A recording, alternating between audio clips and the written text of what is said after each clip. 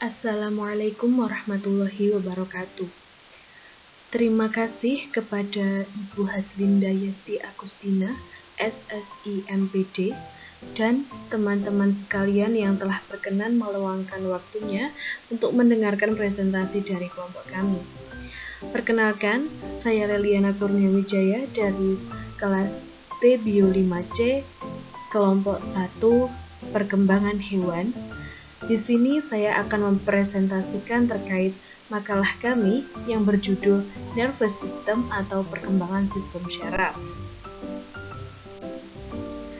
Pertama-tama, saya akan memperkenalkan anggota dari kelompok 1. Yang pertama ada Yanuba Arifatun Nabila, Nurul Afiqatun Nisa, Muhammad Khairul Abidin, Leliana Kurniawijaya, dan Cynthia Ratusima. Marilah kita mulai presentasi untuk pertemuan kali ini. Sistem syaraf. Sistem syaraf merupakan struktur pusat pengaturan yang tersusun oleh miliaran sel-sel neuron yang berorganisasi dengan berbagai macam jaringan. Dari sini dapat disimpulkan bahwa sistem syaraf adalah sistem kompleks yang berperan dalam mengatur dan mengkoordinasikan seluruh aktivitas dari tubuh kita maupun tubuh hewan. Selanjutnya ada struktur dan fungsi sistem persyarafan. Struktur dan fungsi sistem syaraf dibagi menjadi dua, yaitu ada sistem syaraf pusat dan sistem syaraf tepi.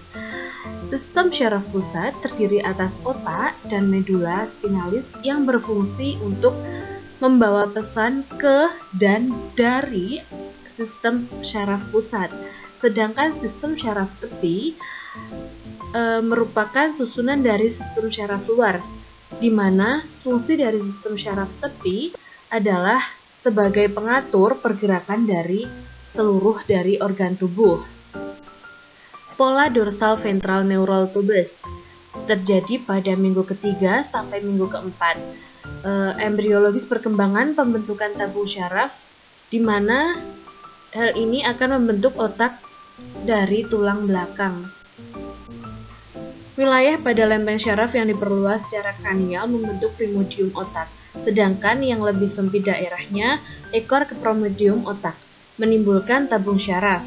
Pada akhir minggu ketiga, tepi horizontal atau paralel ectoderm yang terangkat dari syaraf lempeng membentuk lipatan syaraf lempeng, membentuk alur yang disebut dengan syaraf alur. Dari gambar di samping, kita dapat melihat perubahan ini berkontribusi pada pelat syaraf menjadi struktur berbentuk V dengan sumbu ventral garis tengah. Sel-sel neuropitel yang berkontak dengan permukaan ektodermal sel juga menjadi berbentuk baji dengan aspeknya terletak pada lamina basal. Proliferasi sel pada aspek average lipatan syaraf menyebabkan struktur ini untuk secara bertahap mendekati satu sama lain di garis tengah, bertemu dan menyatu sehingga pertemuan tersebut dapat membentuk tabung syaraf yang membungkus saluran syaraf pusat. Selanjutnya, pembentukan tabung syaraf di sakral dan kaudal di daerah embrio berkembang terjadi melalui proses yang disebut sebagai neurulasi sekunder, di mana neurulasi sekunder panjangnya sumsum tulang belakang akan mempengaruhi jumlah ekor vertebrata dan karena relatif panjang pada hewan dengan ekor panjang dan pendek pada primata tingkat tinggi. Jadi neurulasi sekunder akan mempengaruhi jumlah ekor dan panjang pendeknya ekor hewan pada primata tingkat tinggi. Selanjutnya kita akan membahas tentang pola dorsal ventral. Pola dorsal ventral dari tabung syaraf setelah pelat syaraf akan diinduksi untuk menjalani neurulasi oleh mesoderm yang mendasarinya perkembangan tabung syaraf akan dimulai. Ada dua pusat sinyal, yang satu terletak di ektoderm di atasnya dan yang lainnya berada di notochord yang mempengaruhi perkembangan dan pembentukan tabung syaraf. Pelat atap tabung syaraf terkena BMP4 dan BMP7 di mana tersebut timbul dari ektodon permukaan. Pelat lantai tabung syaraf adalah dipengaruhi oleh sinyal SHH atau head-guided signaling dari notochord.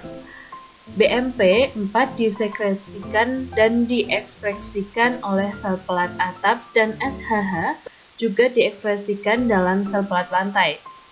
BMP4 memicu kaskade bersarang faktor TGF4 beta yang berdifusi secara ventral ke dalam tabung syaraf, sementara SHH berdifusi bagian punggung.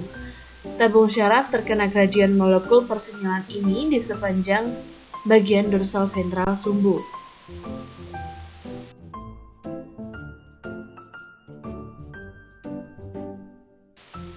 Selanjutnya kita akan membahas tentang neural crest. Selama fusi lipatan syaraf, populasi sel-sel khusus yang berasal dari neuropitelium berkembang sepanjang tepi horizontal lipatan syaraf pada antarmuka antar syaraf dan ektodon permukaan. Sel ini ditentukan oleh protein morfogenik tulang yang diproduksi pada batas antar pelat syaraf dan ektodon permukaan bersama dengan WNT6 dan epidermis. Dengan adanya protein WNT, FGF, BMP4, dan BMP7, ekspresi SLAC dan RHOB diinduksi dalam hal ini sel khusus. Dari gambar di samping, kita dapat melihat selama puncak syaraf migrasi sel, protein adesi sel enkaderin diatur ke bawah. Saat sel-sel kristal neural bermigrasi dari mengembangkan tabung syaraf, mereka membentuk seluler segmental agregasi dalam posisi punggung yang memanjang sepanjang panjang tabung syaraf di kedua sisi lingkungan mikro dari matriks ekstraseluler yang mempengaruhi migrasi sel-sel kristal neuralis. Sejumlah protein akan masuk fibronektin, lamanin, tesagin, dan molekul kolagen tertentu akan mendorong migrasi ini, sedangkan eprin, protein penghambat migrasi. Komponen seluler dari neural tubes. Fase diferensiasi sel saraf terjadi bersamaan atau bergantian dengan fase migrasi dan mencakup perkembangan sel progenitor saraf menjadi neuron atau sel glia. Perkembangan selanjutnya menjadi jenis neuron atau sel glia tipe tertentu dan diperolehnya struktur dan kelengkapan spesifik seperti neurotransmitter dan pembentukan sinaps. Pada dasarnya seluruh tahap proses diferensiasi sel saraf dikontrol oleh sinyal-sinyal induksi. Proses transmisi sinyal dapat berjalan karena adanya dua kelompok faktor, yaitu pertama faktor induksi dan kedua faktor reseptor.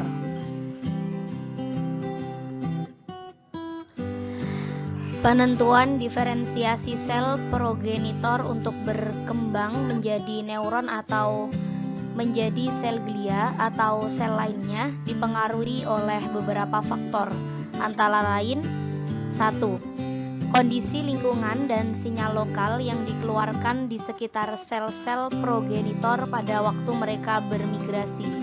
2. Posisi akhir dari sel progenitor. Dan yang ketiga, berbagai faktor induksi yang disekresikan. Ini adalah gambar dari komponen spinal nervous. Gambar beserta penjelasannya bisa dilihat di slide PPT. Susunan saraf spinal pada manusia terdiri atas 31 pasang saraf sepanjang medula spinalis yang dibedakan menjadi 8 pasang medula spinalis daerah serviks menuju kulit kepala, leher, dan otot tangan. 12 pasang medula spinalis daerah punggung menuju organ-organ dalam, 5 pasang medula spinalis daerah lumbal atau pinggang menuju paha, 5 pasang medula spinalis sakral atau kelangkang menuju otot betis kaki dan jari kaki, dan 1 pasang koksigeal medula spinalis daerah sekitar menuju tulang ekor. Ini adalah gambar dari myelin fiber nervus peripheral. Bisa dilihat penjelasannya pada slide PPT.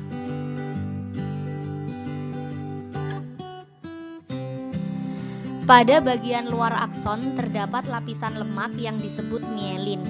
Mielin merupakan suatu konduktor yang mempunyai cara kerja menghalangi ion natrium dan ion kalium melintasi membran neuronal dengan hampir sempurna. Selubung mielin tidak kontinu sepanjang saraf, dan terdapat celah yang tidak memiliki mielin, dinamakan dengan modus Ranvier. Tonjolan saraf pada susunan saraf pusat dan tepi dapat bermielin ataupun tidak bermielin. Serabut saraf yang mempunyai selubung mielin dinamakan dengan serabut bermielin, dan di dalam SSP dinamakan massa putih atau substansi alba. Serabut yang tak bermielin dinamakan serabut tak bermielin dan terdapat pada substansia kelabu atau substansi grisea. Transmisi impuls saraf di sepanjang serabut mielin lebih cepat dari transmisi di sepanjang serabut tak bermielin. Berikutnya yang keenam, sebab yang keenam yakni perubahan posisi relatif dari spinal cord dan perkembangan vertebral column. Menjelang akhir periode embrionik, sumsum tulang belakang memiliki panjang yang sama dengan kanalis vertebralis, dan tulang belakang saraf keluar dari atau muncul dari kolum vertebralis melalui foramen intervertebralis pada tingkat yang sesuai dengan titik asalnya. Selama periode janin, kolom vertebral tumbuh pada tingkat yang lebih cepat daripada sumsum tulang belakang. Dengan demikian, sumsum tulang belakang jauh lebih pendek daripada kanal vertebralis. Dan pada spesies hewan domestik berakhir pada tingkat yang berbeda dari wilayah tertentu. Slide berikutnya terdapat gambar yang menjelaskan, yakni tulang tersebut ialah ujung ekor kolum vertebralis menunjukkan pandangan dorsal dari cauda equina dan filum terminale. Selanjutnya pada sebab ketujuh, yakni anomali di spinal cord. Kegagalan penutupan tabung saraf dapat timbul dari kesalahan induksi dari notochord yang mendasari dan dari berbagai faktor teratogenik yang mempengaruhi diferensiasi normal dari neuropitelium. Kegagalan penutupan tabung saraf berdampak buruk baik pada diferensiasi sistem saraf maupun perkembangan kolom vertebral. Kegagalan total pada tabung saraf untuk menutup biasa disebut sebagai rhatisitis, dan rhatisitis ini sangatlah fatal. Pada beberapa populasi manusia akan disarankan untuk pembuahan ovum yang melewati waktu optimal pembuatan dan menyebabkan anomali tabung saraf yang lebih tinggi. Selanjutnya sebab ke-8 yakni diferensiasi dari subdivisi otak. Wilayah tengkorak yang diperluas dari lempeng saraf menimbulkan tiga dilatasi vesikal otak primer, yaitu prosencephalon atau otak depan, cephalon mesum atau otak tengah, dan rhombocephalon. Pada vertebrata yang lebih tinggi, sifat kompak otot dan ruang yang relatif kecil, di mana ia berkembang dicapai melalui pembentukan lentur dan lipatan permukaan seperti axon modatet di tenggorokan. Ada 5 subdivisi, yakni telecephalon, diencephalon, mesencephalon, metencephalon, dan yang terakhir mielencephalon. Berikutnya yakni tabel yang menerangkan dengan primary brain visualis, brain subdivision, and their major derivatives and associate ventricles. Di sini disebutkan primary brain apa saja, brain subdivisi apa saja, dan major derivatives itu apa aja, dan associate ventricles itu apa aja. Untuk subdivisi yang pertama yakni diencephalon. Diencephalon terbentuk dari lempeng alas kiri dan kanan dan dari pelat atap, 3 Ketiga, pembengkakan yang terjadi pada aspek medial dinding lateral diencephalon karena poliviral cell membentuk epitalunus dorsal, thalamus tengah, dan massa hipotalamus ventral di setiap sisi. Yang kedua ialah telencephalon. Telencephalon ialah turunan dari rostar dari prosencephalon, terdiri dari bagian tengah terminalis dan dua divertikular lateral dinding yang membentuk belahan otak masa depan. Yang selanjutnya ialah mesencephalon. Mesencephalon mengalami pembengkakan yang lebih sedikit perubahan dari berbagai lain dan dari otak perkembangan karena ekspansi medial alar dan basal plat ke plat atap dan lantai. Kanal saraf di mesencephalon berkurang ukurannya, membentuk saluran air mesencephalon. Yang selanjutnya yakni metencephalon. Metencephalon berkembang dari daerah tengkorak dari rhombencephalon dengan cara yang mirip dengan pembentukan melencephalon. Dinding lateral metencephalon menyimpang sehingga lempeng alar terletak lateral dari lempeng basal. Dalam perkembangannya, metencephalon berbeda dari melencephalon dengan membentuk dua struktur khusus cerebellum yang terletak di punggung dan pembesaran ventral. Pons cerebellum berfungsi sebagai pusat koordinasi untuk postur dan gerakan, sedangkan pons berfungsi sebagai jalur jalan bagi serabut saraf antara cerebral dan cerebral cortex. Yang selanjutnya ialah myelencephalon. Myelencephalon adalah subdivisi paling kaudal dari otak. Dalam banyak hal, perwakilan myelencephalon mengirimkan struktur yang mengakomodasi perbedaan morfologi antara otak dan tulang belakang. Sebuah struktur yang menyambung dengannya terdiri dari dinding lateral masing-masing dengan alar dorsal dan basal ventral lempeng yang dipisahkan oleh sulcus limitans dan juga atap dan lantai melencephalon menimbulkan ke medulla oblongata, dan perkembangan ini strukturnya mirip dalam banyak hal dengan pembentukan sumsum tulang belakang. Materi selanjutnya yaitu sistem ventrikular otak. Nah, sistem ventrikular otak merupakan serangkaian rongga yang saling terhubung, diisi dengan cairan cerebrospinal atau CSF yang terbentuk di dalam sistem saraf pusat vertebrata. Semua chordata atau hewan bertulang belakang memiliki tabung saraf dorsal berongga yang diisi dengan cairan cerebrospinal atau CSF. Nah, di sini di bagian kiri terdapat gambar otak, merupakan sistem ventrikular otak ya. Kemudian di dalamnya ini merupakan gambar dari ventricle. Nah, ventricle otak sendiri memiliki berbagai ventricle, yaitu ada lateral ventricle, terus kemudian ada third ventricle atau ventricle ketiga, kemudian ada fourth ventricle atau ventricle keempat, yang mana nanti ventricle ini akan membentuk sistem yang mana fungsinya itu saling berhubungan satu sama lainnya, dan salah satu fungsinya itu yaitu berhubungan dengan sirkulasi dari cairan cerebrospinal di otak.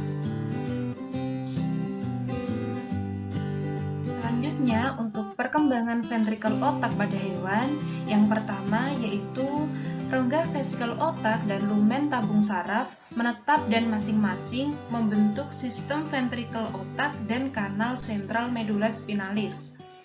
2. Telencephalon meluas membentuk rongga lateral yang disebut ventrikel kiri dan ventrikel kanan. 3. Rongga tengah telencephalon dan rongga diencephalon membentuk ventrikel ketiga yang mengelilingi perlekatan antar talamus diencephalon. 4. Rongga otak belakang yang melebar membentuk ventrikel keempat. 5. Sepanjang dasar setiap ventrikel lateral dan atap ventrikel ketiga dan keempat yang terdiri dari sel ependimal dan pia matervaskular membentuk tela koroida. 6. Proyeksi telakoroida menginvasi rongga ventrikel sehingga menimbulkan struktur villi plexus koroid yang mana membentuk cairan cerebrospinal. Nah, jadi nanti cairan cerebrospinal itu dibentuk di plexus koroid. Dan villi merupakan yang berfungsi untuk mengabsorpsi cairan cerebrospinal. Dan ini di sisi kiri bisa dilihat itu merupakan gambar dari sistem ventrikular pada otak anjing. Nah, nanti bagian-bagian yang sudah saya sebutkan tadi bisa dilihat sendiri di gambar ini. Selanjutnya yaitu sirkulasi cairan cerebrospinal.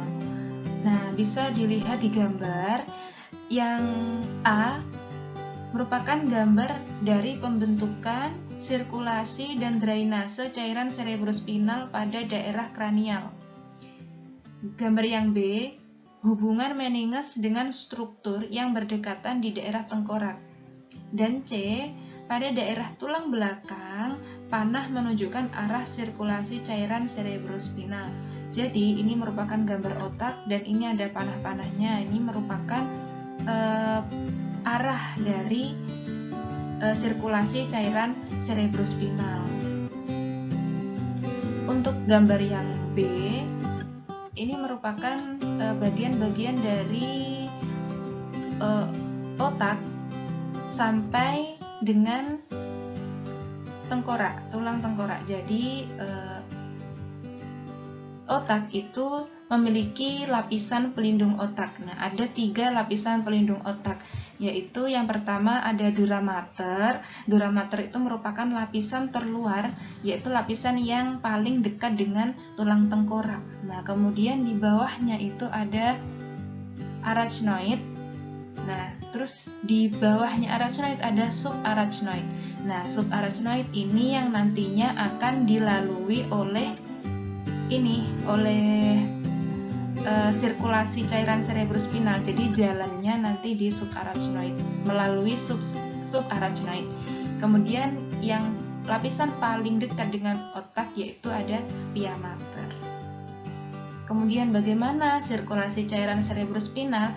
Yaitu yang pertama, cairan cerebrospinal terbentuk di plexus koroid. Nah, plexus koroid ini berada di ventrikel cerebral lateral. Nah, bisa dilihat di gambar ya, plexus koroid. Nah, ini terbentuk pertama kali di sini. Kemudian melalui foramen inventricula atau foramen Monro menuju ke ventrikel ketiga atau third ventricle.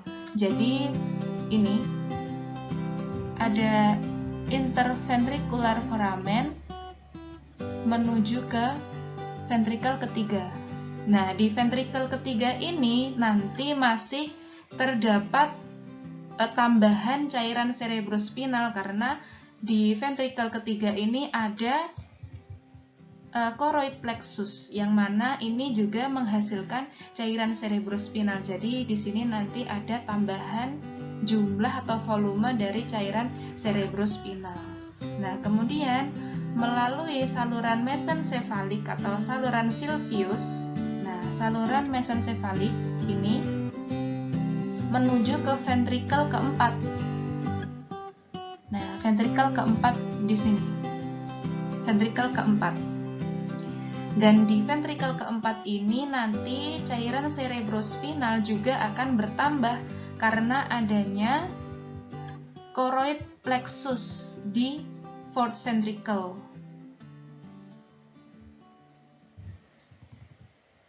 Oh iya, tadi maaf ya, ralat dari koroid plexus di third ventricle di sini tempatnya. Lalu untuk yang keempat di sini. Kemudian melalui foramen Lusca dan foramen tengah Megendi.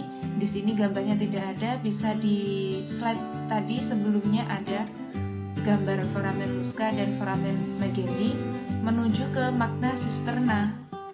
Nah, magna cisterna itu kira-kira di sini tempatnya.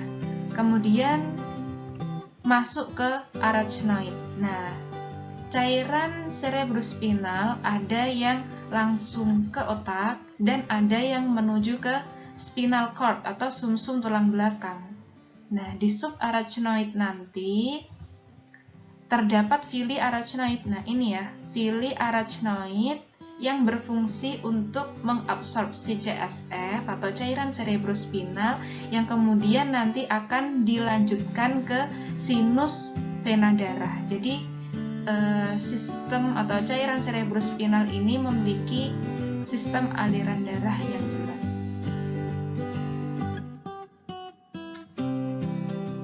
Perkembangan otak secara molekuler.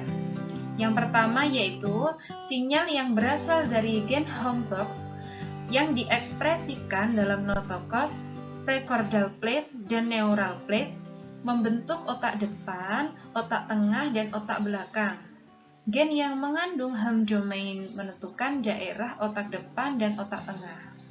2. Pada tahap lempeng saraf, lim 1 dan homolog orthodentical 2 atau OTX2 yang masing-masing diekspresikan dalam lempeng precaudal dan lempeng saraf, mempengaruhi pemisahan otak depan dan otak tengah.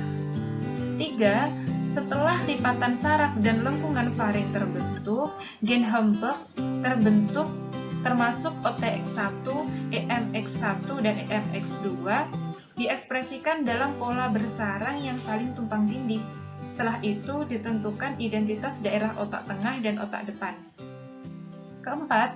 Setelah pembentukan daerah otak tengah dan otak depan tadi, 2 pusat pengorganisasian yaitu punggung saraf anterior atau ANR yang terletak di antara batas kranial lempeng saraf dan ektoderm non saraf dan isthmus yang terletak di antara otak tengah dan otak belakang mempengaruhi perkembangan otak embrionik. Nah, jadi otak embrionik itu perkembangannya dipengaruhi oleh punggung saraf anterior atau ANR dan ektoderm non saraf dan isthmus. Yang kelima yaitu ANR mengeluarkan FGF8 yang menginduksi ekspresi faktor otak 1 atau BF1 pada embriogenesis awal, di mana faktor ini berperan dalam mempengaruhi spesifikasi regional otak depan dan pembentukan belahan otak. 6. SHH yang diekspresikan oleh lempeng precaudal dan notochord mempengaruhi pola ventral otak. Sedangkan BMP4 dan BMP7 disekresikan oleh ektoderm non saraf yang berdekatan, mengontrol punggung otak. 7. Pusat pengorganisasian di isthmus juga mengeluarkan FGF8 yang menginduksi ekspresi gen yang mengandung Homebox, NRAIL1 dan 2 atau N1 dan N2. Selanjutnya, gen-gen tersebut akan diekspresikan dalam gradien secara kranial dan kaudal di isthmus. Kranial itu bagian atas dan kaudal itu bagian bawah.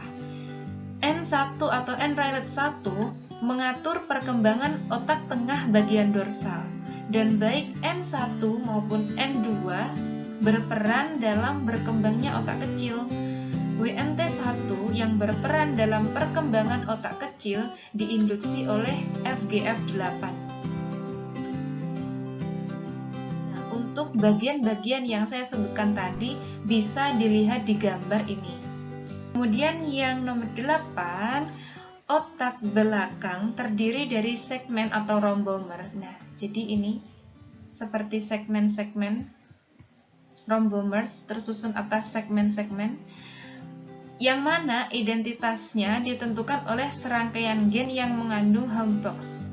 Gen Hox tidak diekspresikan dalam rhombomer 1 karena dihalangi oleh FGF8 yang diekspresikan oleh IXMID yang terdapat di ujung anterior R1.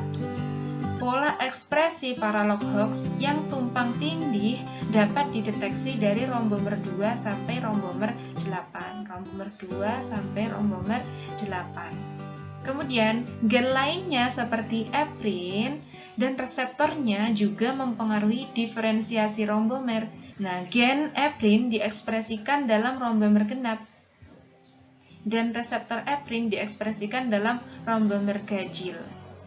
Jadi bisa dilihat di sini untuk gen eprin itu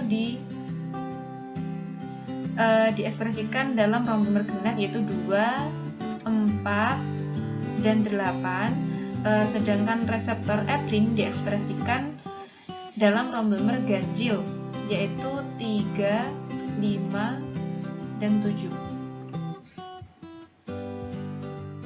Selanjutnya yaitu anomali otak dan saraf. Nah, apa sih anomali itu? Jadi, anomali otak dan saraf merupakan ketidaknormalan atau kelainan kinerja dari otak dan saraf. Nah, di sini saya paparkan beberapa contoh dari anomali otak dan saraf yang biasanya terjadi pada hewan. Ada eksensefali, mikroensefali, hidranensefali, hidrosefalus, psikopia, malformasi Arnold-Chiari, hipoplasia cerebellar, neural tube defect atau NTDS, dan enterotoksemia.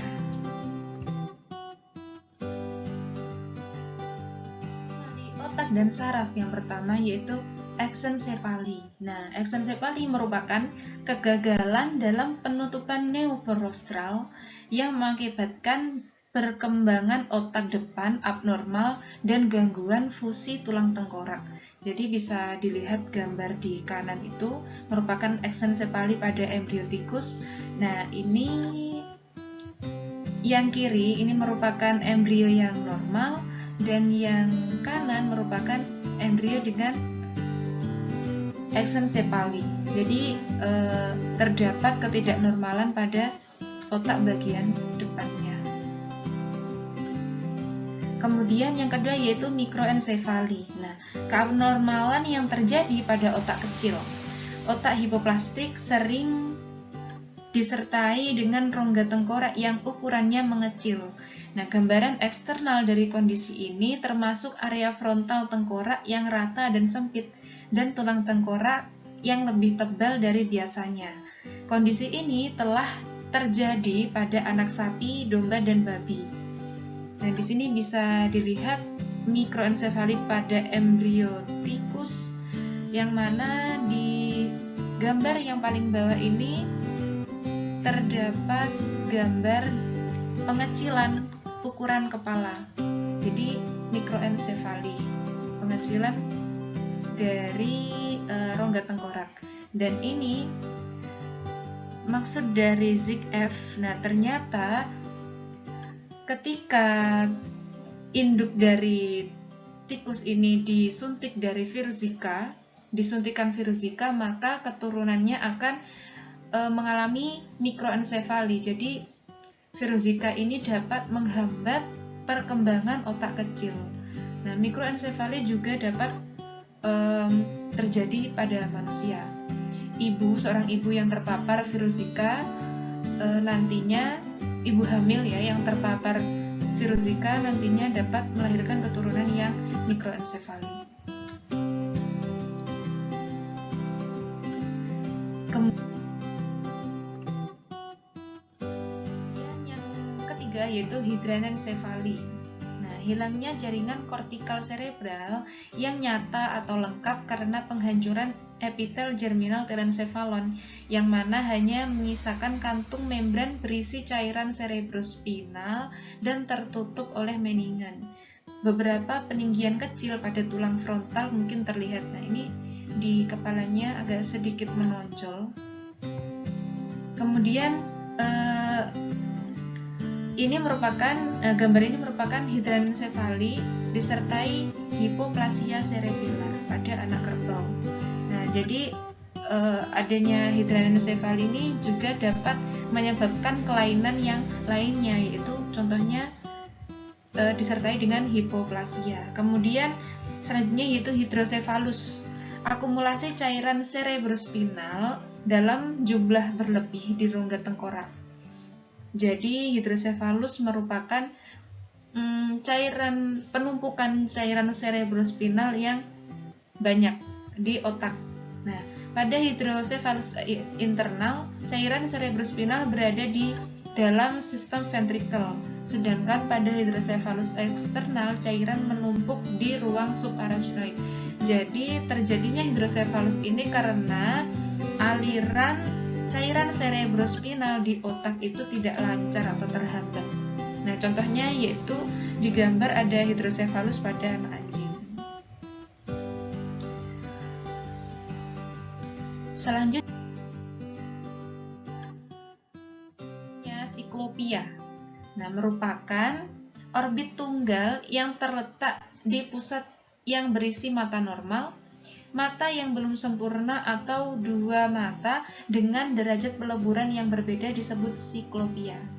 Ciri dari hewan yang terkena siklopia yaitu biasanya tidak memiliki kelopak mata dan hidungnya terdistorsi. Hal ini salah satu penyebabnya yang pada hewan herbivora yaitu ketika mereka mengandung itu mengkonsumsi tanaman Veratrum californicum. Nah, ini tanamannya. Kemudian ciri dari hewan yang terkena siklopia ini seperti ini. Normalnya kan mata ular itu di samping kanan dan samping kiri. Namun ketika terjadi siklopia maka matanya ini akan mengumpul jadi satu atau biasanya juga memiliki satu mata. Kemudian malformasi Arnold Chiari. Nah, terjadinya herniasi jaringan cerebral melalui foramen magnum ke dalam kanalis vertebrata cervix cranial disebut sebagai malformasi Arnold Chiari. Kondisi ini sering disertai dengan spina bifida, meningomyelocele, dan hidrosefalus. Telah ditemukan terjadi pada hewan peliharaan. Contohnya yaitu malformasi Arnold Chiari pada anak kambing.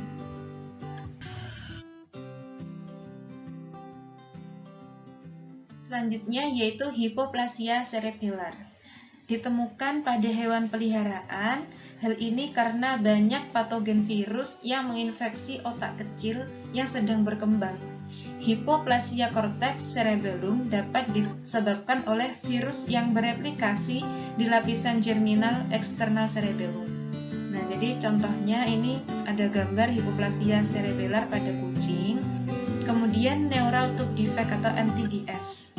Nah, malformasi otak dan sumsum tulang belakang yang diakibatkan oleh kegagalan penutupan tabung saraf pada minggu ketiga dan keempat perkembangan intrauterin merupakan malformasi kongenital SSP yang paling umum.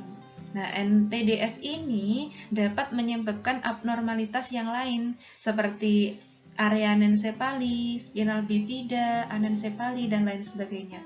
Nah, ini neural tube defect. Di punggung sarafnya seperti tidak tertutup dengan sempurna. Kemudian yang terakhir yaitu enterotoxemia. Nah, penyakit makan berlebihan atau penyakit ginjal pulpa yang disebabkan oleh Clostridium perfringens tipe D terjadi pada domba muda dan anak sapi yang mana kadang-kadang disertai dengan tanda-tanda neurologis, mencakup ataksia, penekanan kepala, kebutaan, dan kejang. Dalam kasus subakut, sering terjadi perdarahan pada simetris bilateral dan atau perubahan warna kuning di otak.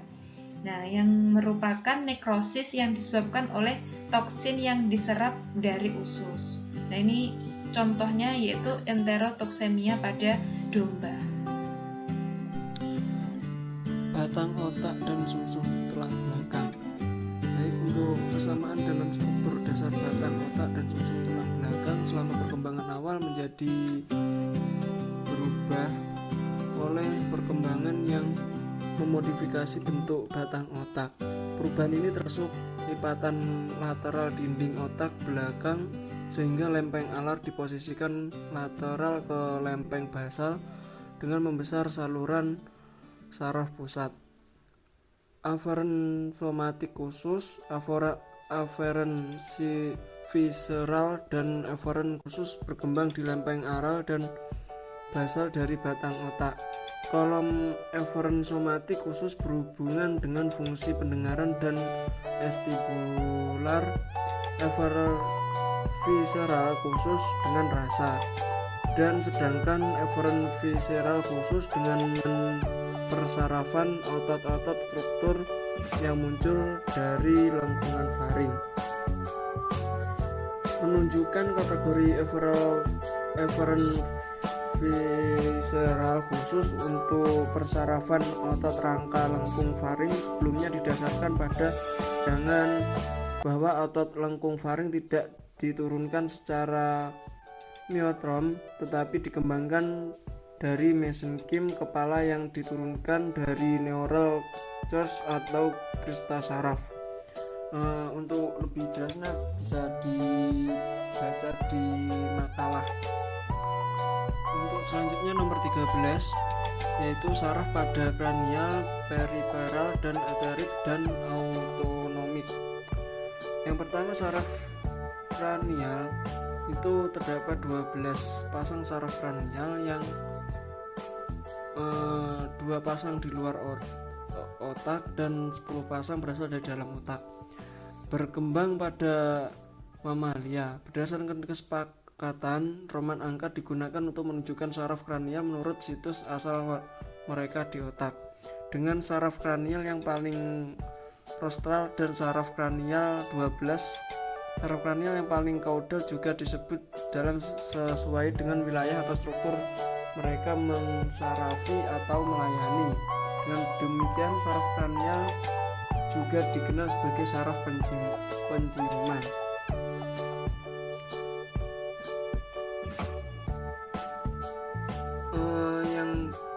Yang selanjutnya adalah saraf periferal. Sistem saraf ini terdiri dari komponen sistem saraf yang terletak di luar otak dan sumsum tulang belakang.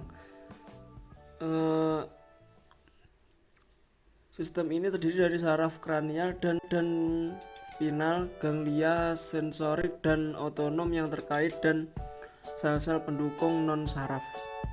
Yang terakhir adalah sistem saraf autonomik. Sistem saraf autonomik disebut sebagai sistem eferen visceral umum, adalah subdivisi sistem saraf yang mengatur banyak fungsi tubuh yang tidak sengaja. Sistem ini memiliki peran pengaturan sentral dalam fungsi otot polos, otot jantung, kelenjar eksokrin, dan beberapa kelenjar endokrin. Sistem saraf otonom dapat dibagi lagi menjadi sistem simpatis dan sistem parasimpatis.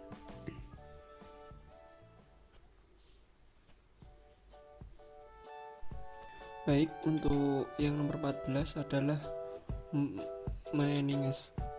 Sepanjang tabung saraf yang sedang berkembang dikelilingi oleh jaringan mesenkim longgar. Selanjutnya jaringan tersebut memadat membentuk lapisan pelindung sistem saraf pusat meningen. Struktur yang terdiri dari serat kolagen yang menyatu dengan komponen filum terminal membentuk ligamen ekor yang menyatu dengan periostem dari vertebra ekor. Ruang yang berkembang antara dura mater dan dinding kanalis vertebralis yang sedang berkembang disebut dengan ruang epidural. Endomeninx menimbulkan leptomeninx yang terdiri dari membran arachnoid dan diameter dalam. Baik, mungkin itu saja yang penjelasan dari kelompok kami. Ada kurang lebihnya saya mohon maaf.